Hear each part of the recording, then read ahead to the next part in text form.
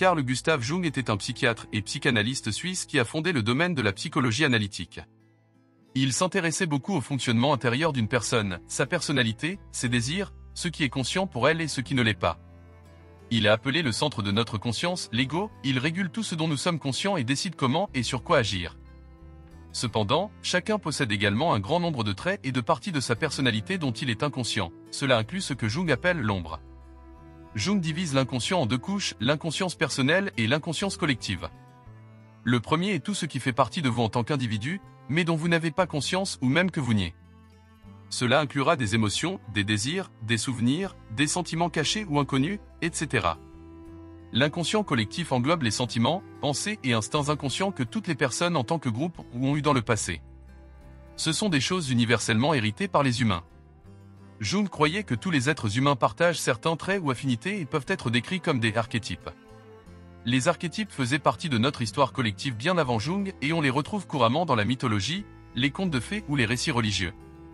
Jung croyait qu'amener votre inconscience dans votre propre esprit conscient était une recette infaillible pour devenir le meilleur être humain possible, ou comme le dirait le docteur Jung, une personne supérieure, et dans la vidéo d'aujourd'hui, nous allons vous montrer cette façon de le faire.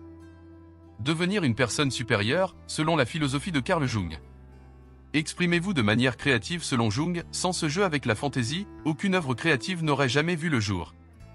La dette que nous devons au jeu de l'imagination est incalculable. Jung croyait que l'art d'un individu fait des maisons des parties de leur inconscient dans chaque pièce. Lorsque nous créons de l'art, nos états intérieurs et nos situations influencent sans le savoir ce que nous faisons et la façon dont nous le faisons. Jung a incorporé le dessin des mandalas dans sa philosophie. Les mandalas sont spécifiquement utilisés depuis des décennies par différentes cultures anciennes comme symbole de l'univers et de la totalité, et Jung a décidé que le meilleur type de motif circulaire pour représenter son artiste était le mandala. Pendant longtemps, Jung a dessiné chaque matin un mandala dans son carnet et a constaté qu'il correspondait effectivement à ses sentiments, émotions et pensées du moment. Plus le mandala est harmonieux, mieux vous vous en sortez probablement. Jung a émis l'hypothèse que les gens ressentent un besoin particulièrement fort de créer de l'art comme des mandalas lorsqu'ils sont dans des phases de croissance personnelle. Lorsque vous ou votre vie changez, vous vous sentez moins en contrôle et vous avez besoin d'un moyen de le retrouver. Si vous dessinez des mandalas à intervalles réguliers et apprenez à les interpréter, vous disposez d'un outil incroyable pour vous améliorer. Dessiner un mandala détend votre cerveau et aidera vos pensées à se concentrer sur toutes les choses que vous supprimez normalement. De plus, le type de ligne que vous tracez et les couleurs que vous choisissez peuvent vous révéler des choses sur vous-même. Utilisez-vous des formes rondes et douces ou des lignes dures? Couleur froide ou chaude? Et selon vous, qu'est-ce que cela reflète? Si vous vous analysez à travers des mandalas chaque jour, semaine ou mois, vous pouvez suivre votre croissance et vos changements comme jamais auparavant. Mais cela ne se limite pas aux mandalas. Toutes les œuvres créatives que vous produisez peuvent vous aider à analyser votre façon de penser, vos priorités et vos préoccupations inconscientes. Toutes ces connaissances peuvent ensuite vous aider à vous connaître et à vous améliorer et ainsi à devenir une personne supérieure. Soyez conscient de vos performances. Selon Jung, la personnalité est un système complexe de relations entre la conscience individuelle et la société, une sorte de masque, conçu d'une part pour produire une impression définie sur les autres, et, d'autre part, pour cacher la vraie nature de l'individu. L'une des choses les plus importantes qui vous empêche d'être la personne supérieure dans une pièce est le fait que vous vous adaptez probablement trop aux autres personnes qui s'y trouvent. Consciemment ou non, la plupart des gens présentent une fausse version d'eux-mêmes, d'une manière ou d'une autre, chaque fois qu'ils se trouvent dans des situations sociales. Par exemple, ils rient de blagues pas drôles, sont d'accord avec des déclarations qu'ils ne soutiennent pas réellement ou mentent sur leur propre bien-être pour le confort des autres. C'est presque une performance, comme si vous portiez un masque sur vous-même et Carl Jung a appelé cela le personnage. Votre personnalité est la façon dont vous vous présentez afin que les gens vous perçoivent comme vous le souhaitez. Vous voudrez peut-être paraître gentil et facile à vivre, et ainsi vous serez d'accord avec tout et ferez des compliments que vous ne pensez pas. Notre personnalité se développe lorsque nous prenons connaissance des règles sociales et des attentes de ceux qui nous entourent pendant l'enfance. Quelqu'un qui a grandi dans un foyer où partager sa propre opinion était considéré comme une dispute et serait puni, a probablement développé une personnalité qui tend à éviter les conflits et à suivre l'opinion la plus populaire. En revanche, quelqu'un qui a grandi dans un foyer qui considérait les émotions comme une faiblesse a probablement développé une personnalité dure et insensible. Mais notre personnalité n'est pas qu'une seule chose. Selon Jung, tout le monde a plusieurs masques. Les deux exemples que nous venons d'examiner auraient pu être la même personne. En fait, vous portez plusieurs masques à la fois. Par exemple, vous voulez paraître agréable et dur, et parfois, les masques que vous portez dépendent des circonstances. Vous agissez différemment entre les membres de votre famille qu'avec vos amis, et vous agissez certainement différemment entre amis qu'avec les figures d'autorité. Pour toutes ces situations, vous disposez de masques séparés. Le personnage pose des problèmes lorsque le masque que vous portez est inutile ou préjudiciable à votre bien-être. Imaginez la personne qui se montre toujours dure entre amis, même si elle traverse une situation difficile. Ce masque les empêche d'obtenir de l'aide ou un soulagement. Ce conflit avec ses besoins réels est très frustrant et mauvais pour l'image de soi. Vous pourriez commencer à vous reprocher de vouloir vous ouvrir et montrer vos émotions même si c'est tout à fait naturel car cela détruirait votre personnalité. Lorsque vous considérez votre personnalité comme telle que vous devriez vraiment être, vous visez quelque chose d'impossible et, par conséquent, vous vous déçoivez constamment.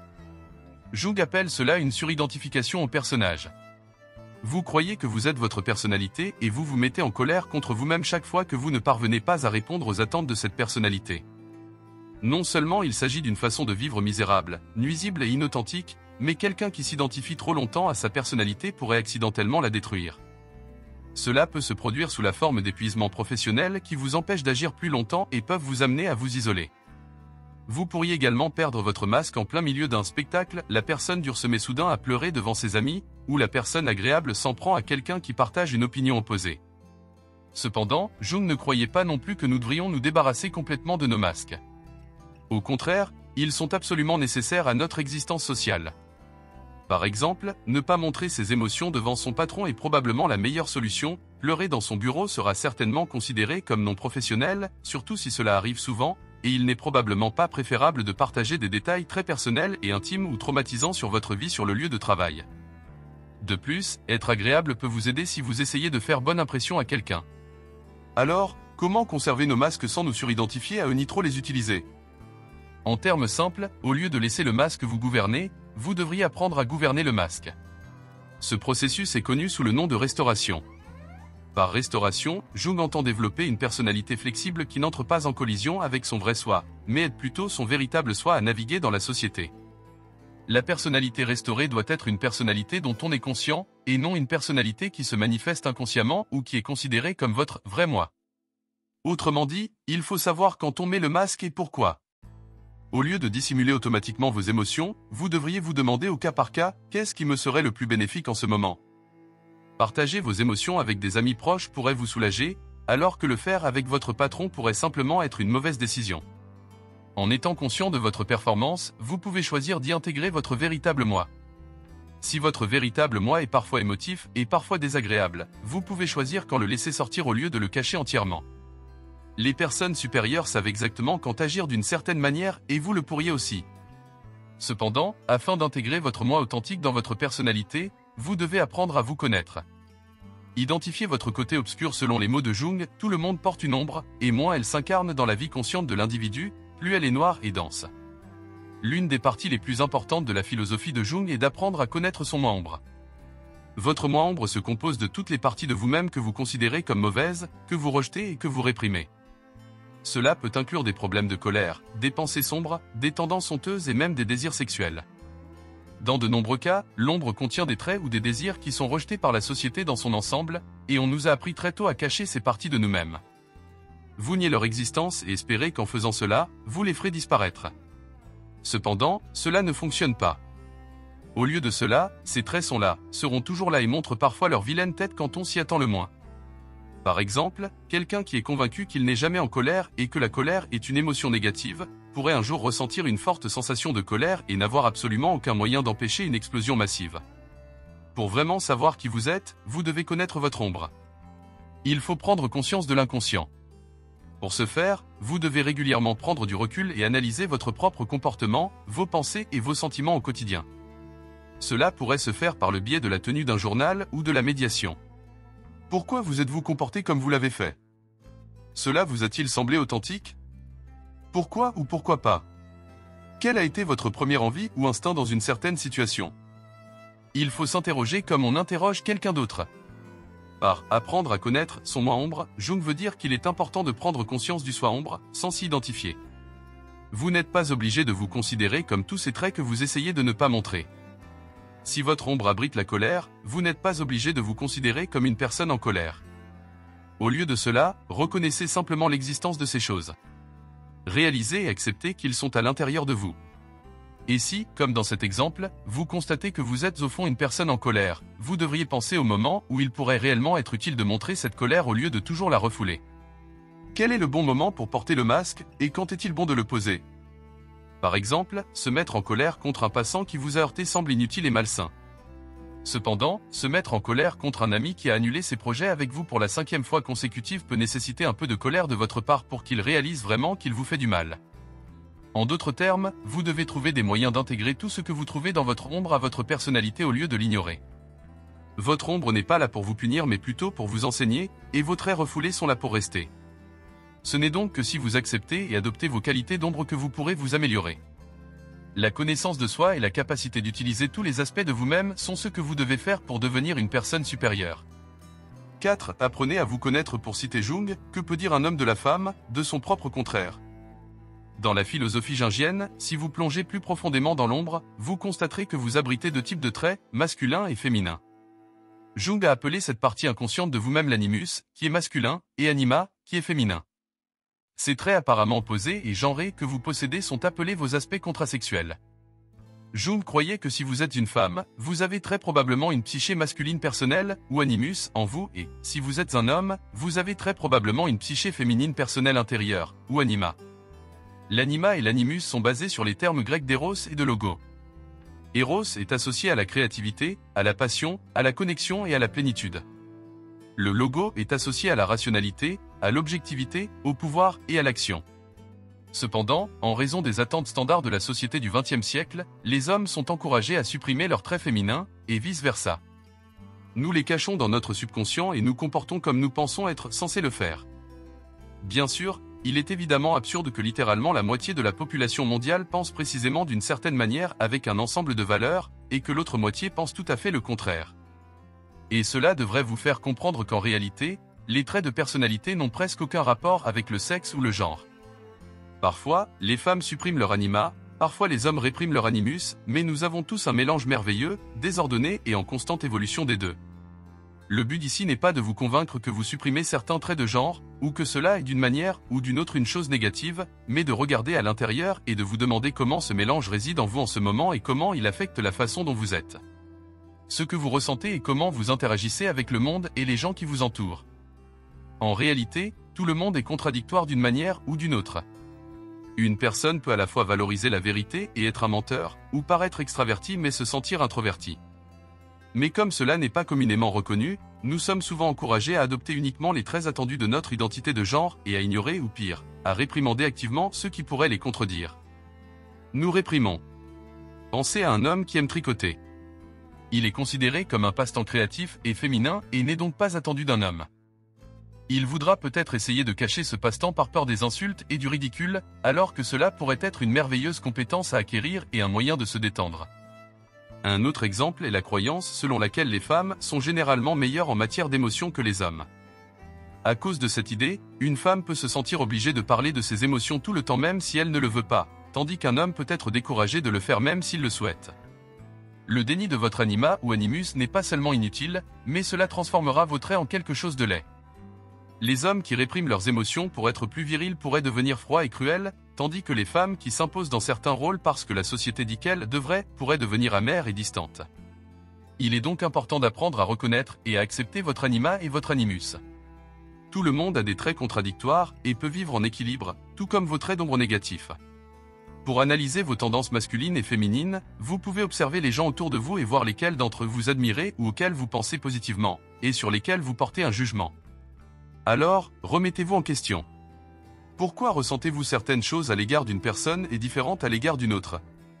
Votre opinion sur ces personnes serait-elle différente si vous les perceviez comme un sexe différent? Quels sentiments ressentez-vous habituellement lorsque le comportement d'un individu ne correspond pas aux normes sociétales de genre? Est-ce que cela vous affecte? Et si oui, comment? Et pourquoi? Toutes ces questions et pratiques vous aideront à mieux vous connaître et pourront vous aider à devenir plus ouvert, plus équilibré et plus performant. En d'autres termes, supérieur. 5. Regardez dans vos archétypes. Jung nous dit, les archétypes sont comme des lits de rivière qui s'assèchent lorsque l'eau les abandonne, mais qu'elle peut retrouver à tout moment. La toute dernière partie de votre subconscient vient de ce que Jung appelle l'inconscient collectif. Cet inconscient collectif est une certaine inconscience partagée par tous les êtres humains à travers leur histoire et leurs expériences communes. Grâce à nos ancêtres, nous héritons de certains traits dès la naissance, et c'est la raison de toutes les similitudes entre les personnes à travers le temps, les cultures et l'espace. Ce sont les tendances naturelles de l'esprit humain à voir le monde qui nous entoure d'une certaine manière et à se comporter d'une certaine manière. Cela ne signifie pas que chaque personne partage exactement les mêmes traits, mais plutôt qu'il existe un ensemble limité de traits, et que chacun en possède certains. Voici quelques exemples d'archétypes décrits par Jung, le héros. Le héros est un combattant courageux qui pense que s'il travaille suffisamment dur, il peut tout réaliser. Ils sont plutôt têtus et croient beaucoup en eux, peut-être même trop parfois. Le soignant, cet archétype donne la priorité aux autres plutôt qu'à eux-mêmes, faisant souvent passer les besoins des autres avant les leurs. Ils ont tendance à dire oui instinctivement, guidés par leur nature bienveillante. Le filou est un personnage joueur qui recherche avant tout le plaisir et l'amusement. Même face à des défis, ils sont enclins à recourir à l'humour, à la négociation et à la malice pour se frayer un chemin à travers la situation. Faire des recherches sur les archétypes jungiens et essayer de déterminer lesquels vous voyez le plus peut vous en dire beaucoup sur votre subconscient. Lorsque vous commencerez à réfléchir aux archétypes auxquels vous vous identifiez, vous apprendrez à vous connaître d'une manière entièrement nouvelle. Cela peut également aider dans le travail de l'ombre, en déterminant l'anima et l'animus, ainsi que votre personnalité, car chaque archétype comporte des traits positifs et négatifs. Par exemple, imaginez quelqu'un qui fait partie de l'archétype le soignant. Leurs traits positifs consistent en leur gentillesse et leur nature serviable, ce qui leur confère de nombreux amis fidèles et une bonne réputation. Cependant, ils peuvent prendre soin des autres au point de se négliger, ou même devenir amers à cause de leurs propres besoins insatiables d'ignorer leurs propres besoins. Lorsque vous saurez à quels archétypes vous vous identifiez, vous connaîtrez certains de vos points forts et faibles, et saurez mieux comment les équilibrer. 6. Explorez vous-même. Jung a écrit un jour, « Le privilège de la vie est de devenir qui vous êtes vraiment ». Une autre partie de notre fonctionnement intérieur est ce que Jung appelait le soi. Si vous vous imaginez comme un cercle, ou un mandala, comme Jung aimait l'utiliser, le milieu du mandal est l'ego, qui est la partie consciente de vous, et autour de lui se trouve le moi. Le soi peut être représenté par un mandala entier, il contient tous les coins et recoins de votre esprit, le conscient, l'inconscient et tout le reste. En tant que centre, l'ego n'est qu'une petite partie du soi. Il y a aussi l'ombre, l'anima, l'animus, la personnalité et bien plus encore en vous. Le soi contient généralement beaucoup d'opposés, vous êtes à la fois une personne anémique et calme, en partie introvertie et en partie extravertie, parfois stressée et d'autres fois détendue. Lorsque le moi est en équilibre, toutes les parties de vous ont la chance de briller au moment le plus utile. Il contient tout ce que nous sommes, tout ce que nous étions autrefois et tout ce que nous pouvons être. Le soi est quelque chose de si vaste qu'il peut être exploré tout au long de votre vie et vous trouverez toujours quelque chose de nouveau. Votre recherche de vous-même n'est jamais terminée. L'exploration continue de soi est la clé de l'individualité ainsi que de la confiance en soi et en ses propres décisions. En effet, votre objectif devrait être de rendre l'ego, votre conscience, aussi grand que possible, en savoir le plus possible sur vous-même. Le soi est le signe que nous devons toujours continuer à nous remettre en question et à nous poser des questions, et les actions que nous entreprenons devraient également en faire partie. Lorsque vous avez une décision importante à prendre, c'est vous-même votre intégralité que vous devez explorer.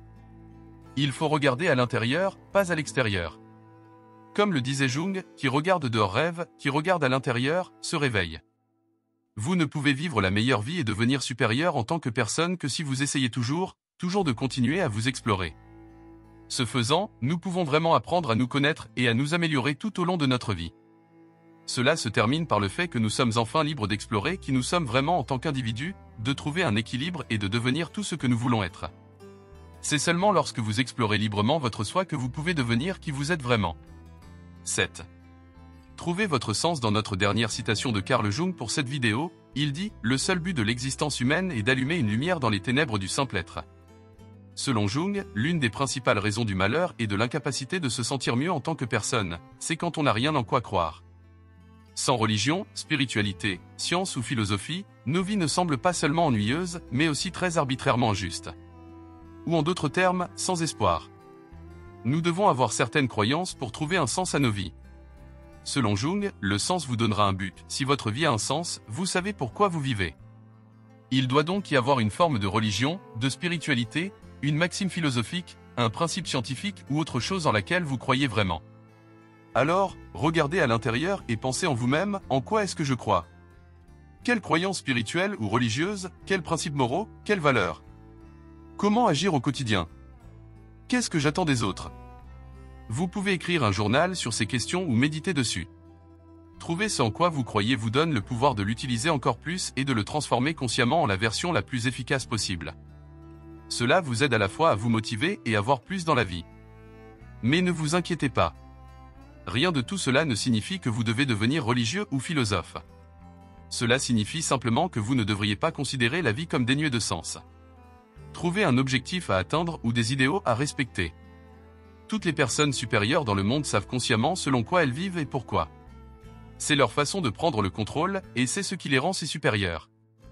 Si vous avez apprécié cette vidéo, assurez-vous de consulter notre playlist complète de philosophie pour la vie et pour plus de vidéos pour vous aider à trouver le succès et le bonheur en utilisant une belle sagesse philosophique, n'oubliez pas de vous abonner. Merci beaucoup d'avoir regardé.